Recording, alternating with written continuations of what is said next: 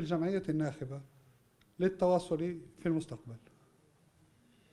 من تجربتي الخاصة وحتى تجربة كل أعضاء مكتبنا الفيدرالي، فإن النجاح الرائع الذي حققه منتخبنا الوطني لعدة سنوات وكذلك المسار الحالي لأندية النخبة في المسابقات الإفريقية قد أثار في كل واحد منا الرغبة للمساهمة في هذا العمل والدفع إلى الأمام، ولا يزال هناك الكثير للقيام به مستقبلا. لا أدري إن كان من الضروري أن أشرح بالتفصيل مشروعنا الجريء أمامكم، لكننا نعلم أن الجميع بحكم الواجب المهني وبفارغ الصبر ينتظر تسليط الضوء على مشروعنا. في البداية سيداتي سادتي، عندما أتيحت لنا فرصة للترشح قررنا أن لن نترك أي شيء للصدفة. الإصلاح، التحديث، النجاعة أو النجاح.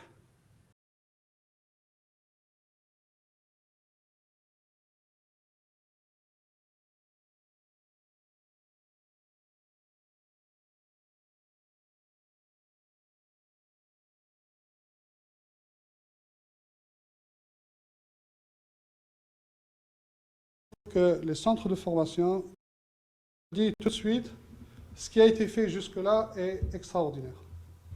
Les centres de formation, c'est une excellente chose. C'est un excellent projet. Il ne faut pas être exclusif. Le centre de formation, il ne faut pas les comparer avec un autre projet qui est fait ou qui n'a pas été fait. C'est pour cela que je trouve que les centres de formation, quel que soit leur nombre, quel que soit leur emplacement ou localisation géographique, c'est une bonne chose. C'est un actif en plus au profit de la jeunesse algérienne. Et elle le mérite. Ces centres-là devront être bien gérés. Jusqu'à présent, de ce que je sais, les centres sont gérés au niveau de la FAF, au niveau d'une structure au sein de la FAF. Je trouve que le nombre de centres, la spécificité de l'activité nécessite la direction d'une structure dédiée à ces centres-là, qui gère ces centres-là. Et c'est pour cela que nous comptons créer une direction de la gestion des infrastructures, direction autonome, qui gère les prestations, qui veille à la qualité des prestations. Il y a des jeunes là-bas. La prise en charge, il y a de l'hébergement, la restauration, la scolarité, la prise en charge psychologique, les loisirs des jeunes. Tout ça est très important. Si quelque chose dans tout ça grince, c'est toute la machine qui va s'arrêter. Et c'est pour cela qu'il est nécessaire de créer cette structure et de veiller à ce que les prestations au sein de ces centres-là soient de qualité internationale ou aux standards internationaux.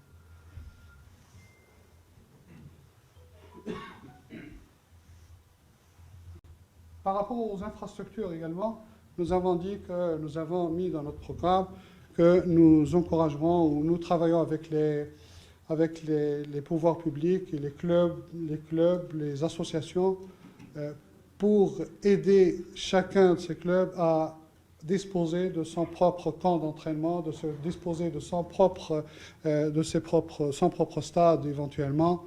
من الله يخرب عقلك يا جدع والله من وانا اقول يا رب ده انجليزي دي يا مرسي من الله يخرب عقلك يا جدع والله من وانا اقول يا رب ده انجليزي دي يا مرسي.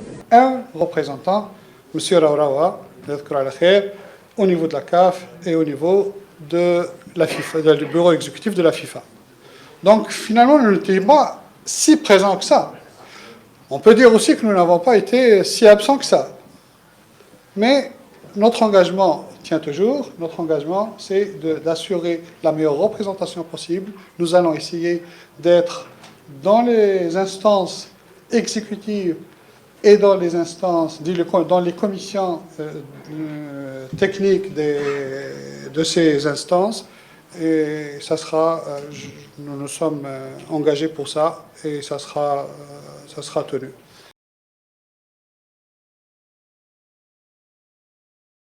Pas contacter Jamel Belmadi, je n'ai aucune qualité à le contacter à part Peut-être que je sois un fan de l'équipe nationale ou un supporter de l'équipe nationale. Je ne pouvais pas le contacter en qualité de candidat. Je crois que j'estime que c'était inapproprié. Je ne l'ai pas fait et je ne le ferai pas si je ne suis pas élu. Y a-t-il maintenant des objectifs? Je l'ai dit tout à l'heure, l'équipe nationale, c'est notre porte-drapeau, c'est notre marque nationale, c'est notre fierté, elle nous a apporté des joies.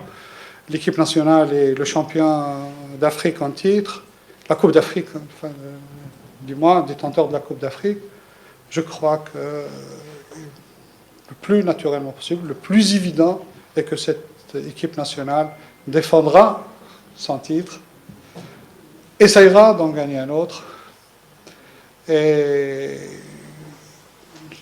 je ne sais pas quels sont les engagements faits entre la fédération, disons, actuelle ou la fédération qui vient je dirais, dans le mandat vient d'expirer et le coach national. J'en aurai accès certainement si nos collègues de l'Assemblée générale nous font confiance.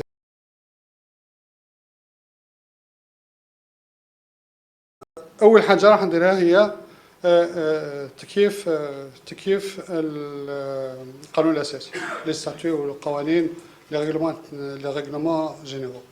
Ça, on doit amender les statuts. Ça, c'est la première priorité ou la priorité des priorités, si on veut dire. Les autres priorités sont, bien entendu, je dis, le professionnalisme est une priorité. نظام المنافسة على كل المستويات est une priorité. Les textes régissant le sport ou le football amateur est aussi une priorité.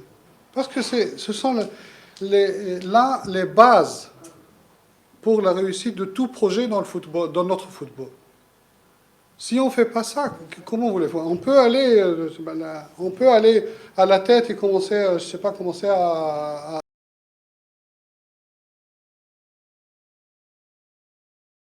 واحد كل واحد كيف احنا بالنسبه لنا هذه لو 11 دونتري تاعنا يبدا بار اون ريفورم ستركتورال. نحن نريد نعمل une réforme. Notre projet global est basé sur 3 mots, j'ai dit tout à l'heure. Notre credo, c'est la réforme, la modernisation et la performance.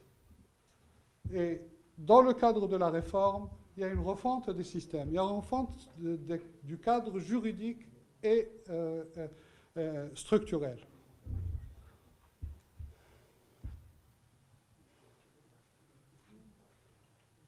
Cette refonte institutionnelle et structurelle concerne la réforme des statuts de la FIFA. Ça, c'est la priorité des priorités.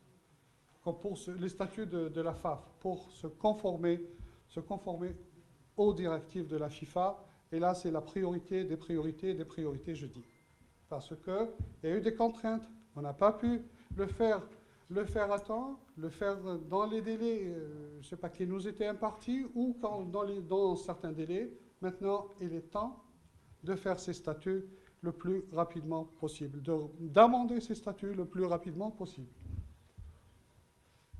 Il y a aussi, avec ça, la refonte de tout le cadre juridique régissant les démembrements de la FAF, qui sont les ligues régionales, la Ligue de football professionnel, la Ligue du football féminin, les différents démembrements de la FAF. Les statuts sont dépassés. Ils ne peuvent pas ne permettront jamais à notre football de se développer tel qu'ils sont rédigés aujourd'hui ou tels qu'ils sont aujourd'hui.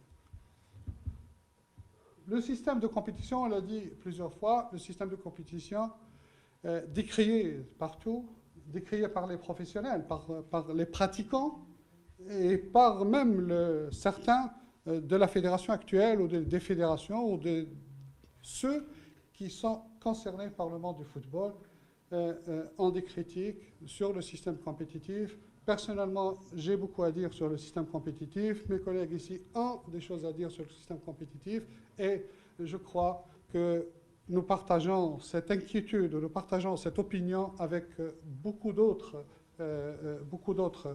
concernés, beaucoup d'autres intervenants, beaucoup d'autres acteurs dans le monde du football. Et je crois qu'il est temps que nous revoyions notre système compétitif ou les systèmes compétitifs à tous les niveaux. Le système compétitif du football professionnel, comme celui du football amateur ou même du football féminin, du football au niveau des jeunes également. Donc là aussi, le système compétitif mérite d'être révisé et je crois que c'est l'un des chantiers majeurs de notre mandat. La réforme du professionnalisme, là encore, c'est l'autre grand chantier, l'autre grand pavé de notre programme. Le professionnalisme doit être révisé, réformé, revu. Et on doit même prendre une décision si on maintient le professionnalisme ou on doit encore attendre un peu pour le mettre en place. On n'est pas obligé d'avoir 20 ou 40 clubs professionnels. Comme on n'est pas obligé d'avoir 16 clubs professionnels. Comme on n'est pas obligé d'avoir des clubs professionnels, peut-être immédiatement. La forme du professionnalisme, il faut faire les choses de façon professionnelle, mais le professionnalisme ne veut pas dire des clubs qui ne sont pas aujourd'hui professionnels. Les clubs aujourd'hui n'ont absolument rien de professionnel. Absolument rien. Qu'est-ce qu'un professionnel? Qu'est-ce qu'un club professionnel? C'est une société commerciale. Les sociétés commerciales sont en faillite. Et comme je le dis toujours, c'est chaque 2 jours on produit une faillite. Le système est fait, c'est un système producteur de faillite de clubs professionnels, de clubs, de sociétés sportives par action. Pourquoi continuer comme ça? On a la possibilité de continuer autrement. On a la possibilité de faire mieux. Et je crois que le système du professionnalisme, ou le professionnalisme en Algérie, peut-être nous sommes allés trop vite en besogne, comme on dit, et il est temps maintenant de tout refaire. Le professionnalisme, les clubs qui n'ont pas de ressources, comment peut-on continuer dans le professionnalisme? Il n'y a pas de ressources. La seule ressource, le club n'a pas de moyens. Et je parlais tout à l'heure de la relation, dans mon intervention, de la relation entre les SSPA et les CSA. Ce n'est pas normal aujourd'hui qu'on trouve que les seuls éléments patrimoniaux, qui sont les couleurs, qui sont le logo, appartiennent à une association, qui est le CSA, à une association à but non lucratif. D'un autre côté, on a le club professionnel, qui est une société sportive par action, ça veut dire une société commerciale, et qui n'a absolument rien, il n'a pas de ressources. C'est-à-dire l'élément patrimonial, il est là où il ne faut pas faire du commerce, et la société qui doit faire du commerce n'a rien. Et bien entendu que le professionnalisme devra être une option, devra être un choix. Il ne devrait pas être un texte qui impose à un club de football d'être professionnel. Ça, j'ai déjà parlé beaucoup de ce principe. Voilà. Dans notre démarche, nous recherchons, je l'ai dit, nous recherchons l'efficience. Nous recherchons l'efficacité dans le travail. C'est pour cela que nous avons parlé du principe de donner de l'autonomie, de décentraliser la décision, de donner plus de pouvoir aux ligues, au démembrement de la FAF de manière générale. Cela veut dire que je vous donne du pouvoir, je décentralise chez vous, je vous donne de l'autonomie, je vous laisse faire, mais en même temps, il y a un principe de comptabilité, il y a un principe de responsabilité. Je vous responsabilise.